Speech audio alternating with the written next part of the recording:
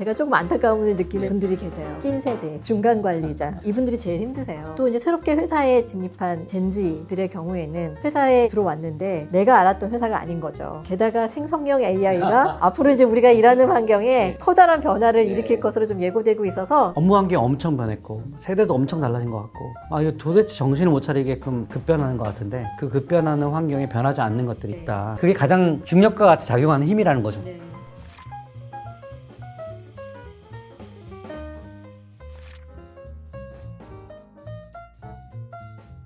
대표님 안녕하세요.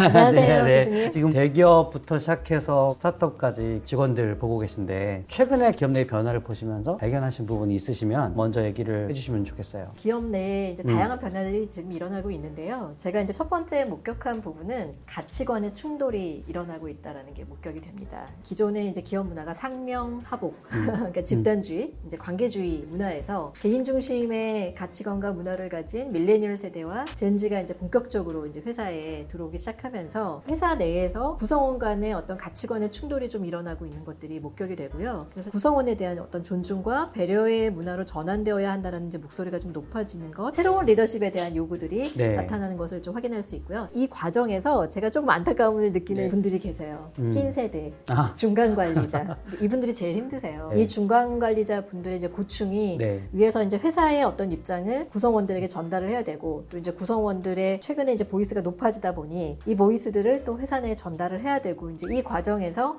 업무를 추진하는데 고충이 지금 있는 것들이 좀 보여지고요. 또 이제 새롭게 회사에 진입한 젠지들의 경우에는 회사에 이제 들어왔는데 내가 알았던 회사가 아닌 거죠. 회사의 기업 문화가 굉장히 생경하고 내가 회사에서 일을 잘 할 수 있을 줄 알았는데 본인의 생각과 격차가 크다 보니 1년이 채 되지 않아서 퇴사를 하고 이제 이런 현상들이 지금 계속 생기고 있고요. 그리고 코로나 시기에 재택으로 전부 전환이 됐었잖아요. 엔데믹 이후에 뭔가 하이브리드 방식으로 지금 일을 하고 있는데 여기서 또 여러 가지 이제 보이스들이 좀 올라오면서 회사 내에서는 어떻게 하면 구성원이 몰입을 하고 일을 잘 할 수 있을까에 대해서 다시 이제 전환하는 이제 기업들도 나타나고 있는 것 같아요. 게다가 생성형 AI가 앞으로 이제 우리가 일하는 환경에 커다란 변화를 일으킬 것으로 좀 예고되고 있어서 여러 가지 어떤 측면에서 회사 내의 변화가 크게 일어나고 있는 것으로 보입니다.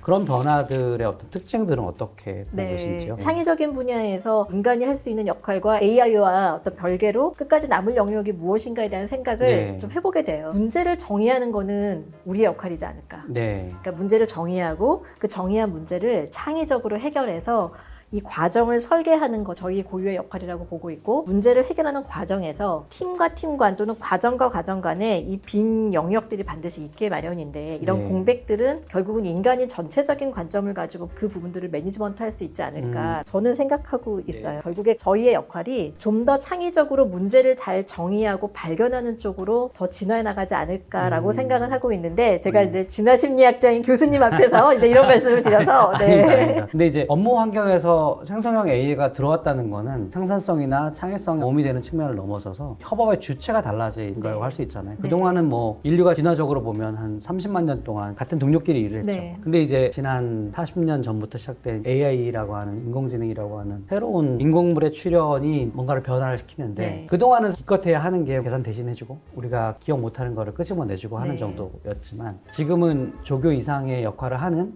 그런 대상들이 온 거기 때문에 비로소 인공물이 인간과 함께 협업할 수 있는 시대가 열린 거라고 보거든요. 그러니까 이거는 우리 모두가 함께 일을 하는 사람의 입장에서 보면은 되게 중요한 변화예요.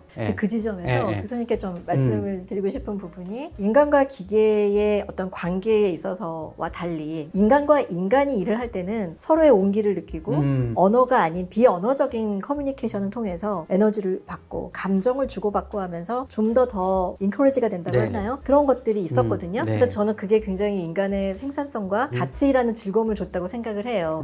이거는 AI가 들어올 수 없는 영역이 아닐까라고 생각이 들어요. 그래서 저는 이제 인간의 역할에 대해서 이 부분은 AI가 할 수 없어 라고 생각하는 걸 자꾸 생각하게 돼요. 어떻게 보세요? 맞아요. 교수님? 되게 중요한 진화의 관점에서 보면 일이라는 게 우리 진화 역사에서 어떤 기능을 했는지를 보면요. 인류는 단 한 번도 혼자 일해본 적이 없거든요. 예를 들어 아프리카에 우리가 가면 한 개인으로서는 침팬지나 아니면 다른 동물들의 완력을 이길 수가 없어요. 근데 우리가 살아남은 정도가 아니라 600만 년 전쯤에 침팬지하고 인간이 갈라져 나왔는데 침팬지는 여전히 지금 아프리카에 우리 도움 없이는 나올 수도 없고 거기에 갇혀 살잖아요. 근데 우리는 어느 순간 아프리카를 탈출해서 전 세계로 뻗어나갔거든요. 네. 우리가 말하는 문명이라는 걸 만들었단 말이에요. 이걸 어떻게 가능하게 했을까? 왜 또 우리만 가능할 수 있었을까를 생각해 보면 약간 이 부분에 있어 되게 중요한 부분이 나오는 거죠. 우리는 큰 집단을 이루고 그리고 혼자 모든 일을 하는 게 아니라 분업을 했고 그래서 효율성을 높였고 네. 서로가 서로를 필요로 했어요. 그러다 보니까 일이라고 하는 것은 늘 그걸 통해서 자원이 들어오는 거예요. 내가 할 수 없는 일을 남이 해줌으로써 그 자원이 새로운 자원이 우리에게 들어오는 거죠. 네.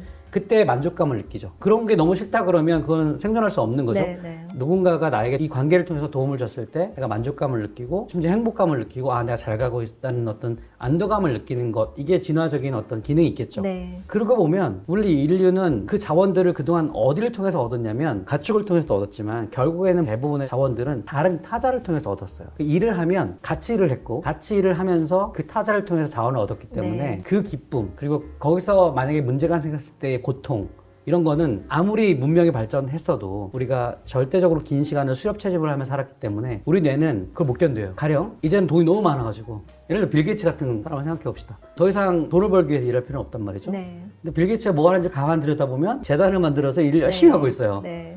그건 돈을 벌기 위한 것이 아니고 물론 의미 있는 일을 한다고 하지만 사실 그 가운데에서 인간으로서 기본적으로 느껴야 되는 타자로부터 오는 기쁨, 타자와의 관계를 통해서 오는 그런 어떤 만족감 이런 것들을 누리는 거거든요. 네. 그러니까 그건 모든 인간에게 있다는 거죠. 그래서 부자이건 가난하건 어떤 직업을 갖고 있건 간에 심지어 원격으로 재택근무를 하더라도 그 부분이 만족되지 않으면 아주 결핍감을 느끼는 거라고 저는 생각해요. 네.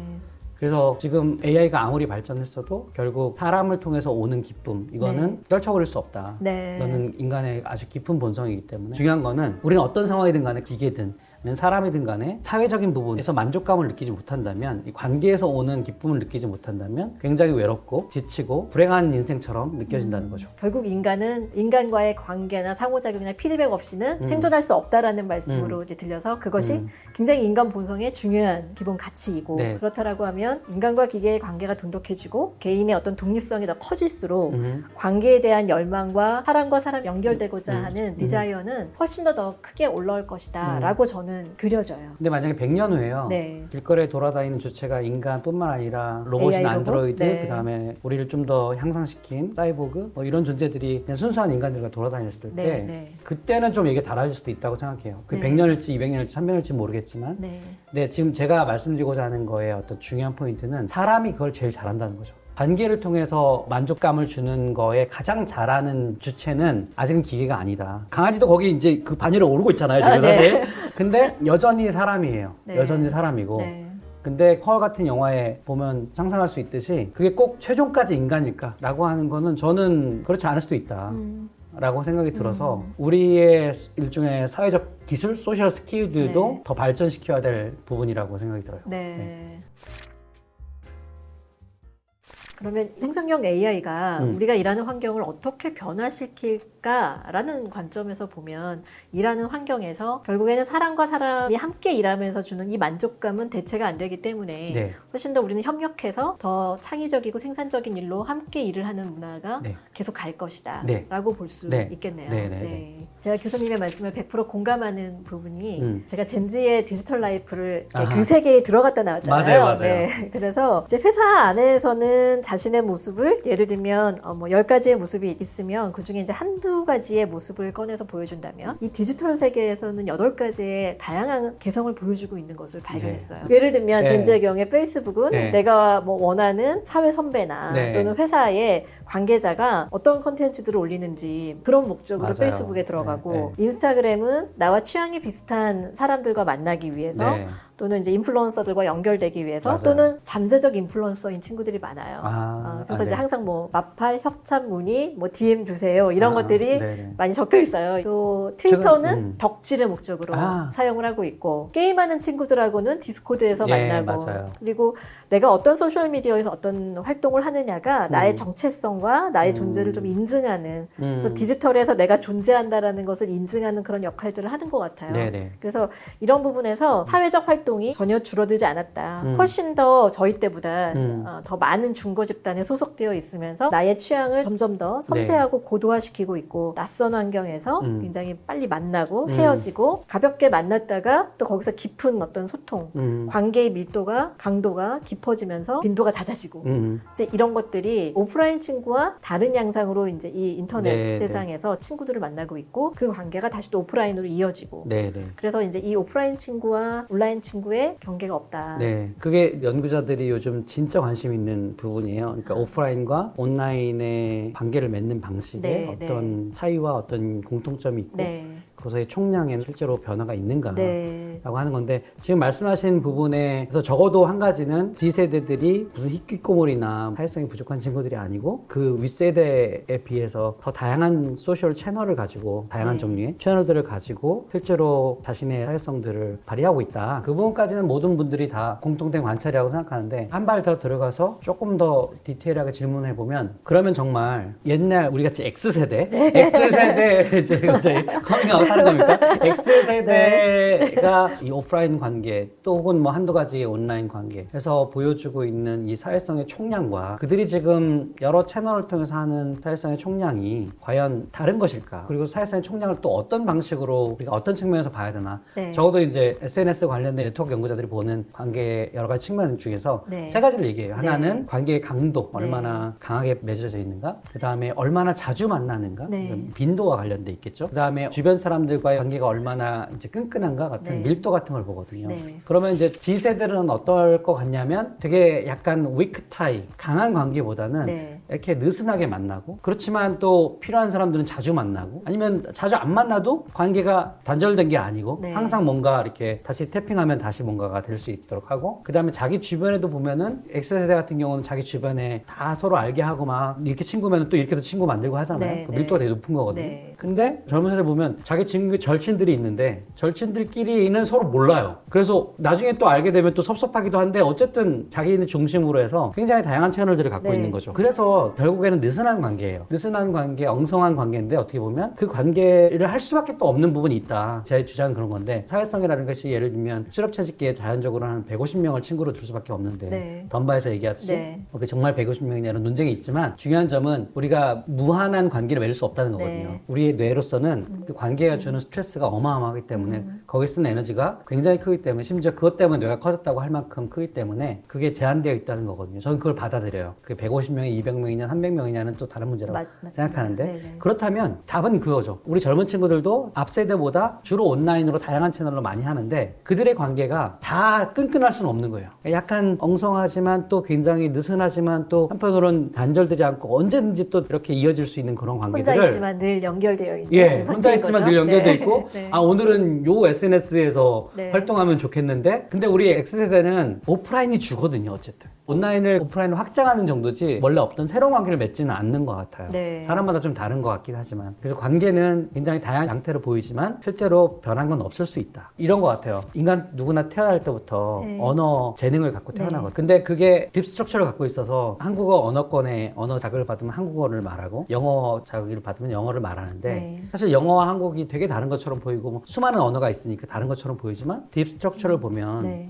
같은 거잖아요. 네. 그러니까 우리도 늘 인간 본성에 귀를 기울여야 되는 이유가 되게 양태는 다양하고 변화된 것 같고 그리고 기술도 엄청 발전해서 우리가 굉장히 다른 인간처럼 보이지만 실제로는 사실 수렵채집기 인간을 거의 그대로 갖고 있는 경우들이 많지 않나 생각이 들어요. 네.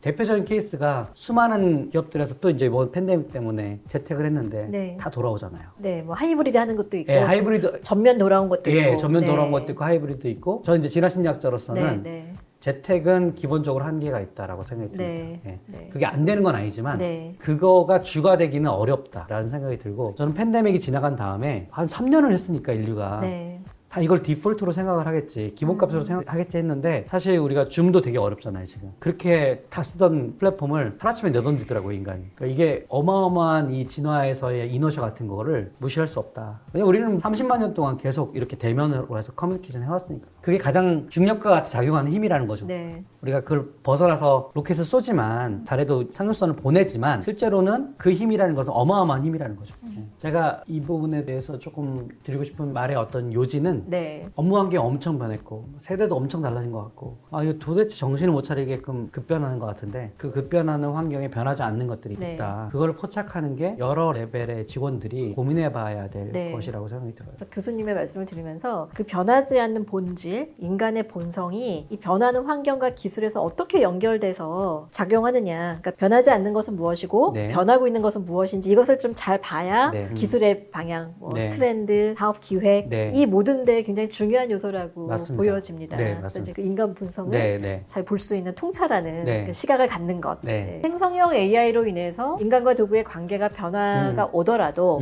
본성은 변하지 않을 거고 구성원과 개인의 역량은 도구가 더 네. 강화될 수 있도록 네. 도와줄 것이고 네. 그리고 우리 인간은 네. 주도적으로 문제를 정의하고 해결해 나가는 방향으로 진화할 것이다 라고 저는 이제 그려져요. 그래서 삶의 양상은 달라질 수 있어도 오늘 말씀의 핵심은 네. 인간의 본질은 변하지 않고 네. 관계를 맺고 살아가는 거기서 오는 인간의 만족감과 행복감은 계속 갈 것이다. 네. 그래서 이제 우리가 어떻게 우리가 같이 함께 일하는 이 환경에서 서로가 함께 일하면서 얻는 만족감과 기쁨을 더 강화시키면서 함께 일할 것인가 이게 저희의 또 굉장히 중요한 질문과 네. 방향이 되는 것 같습니다. 네, 그렇습니다. 네. 네, 말씀 감사합니다, 교수님. 네, 감사합니다.